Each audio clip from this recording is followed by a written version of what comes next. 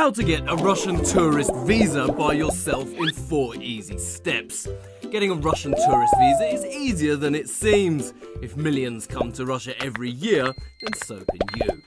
Many prefer to get everything done with the aid of a visa agency, but it's super easy to do the visa process by yourself and could save you a lot of money. Here's how. Step 1. Organise where you'll be staying. The first thing you'll need is a tourist voucher, which is the same thing as a hotel booking voucher.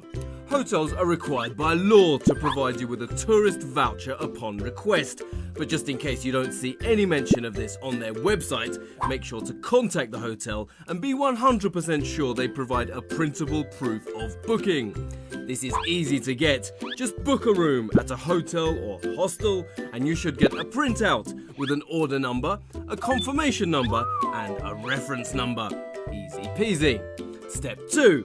Fill out your visa application form.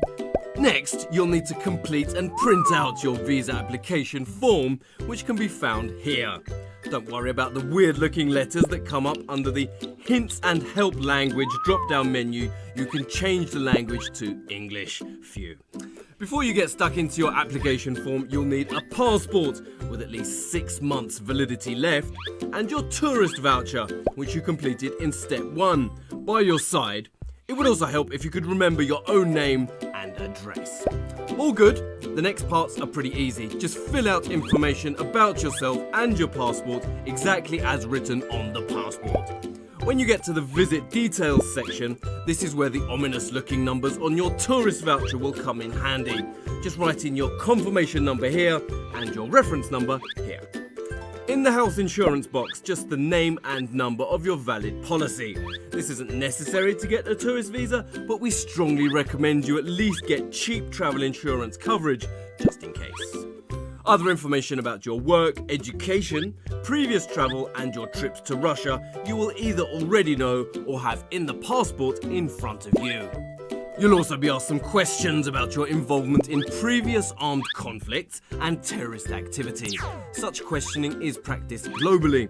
Once you've reviewed and saved your application form, make sure you print it out so you have it handy for the next step. Unfortunately, you may have to leave your sofa for this one.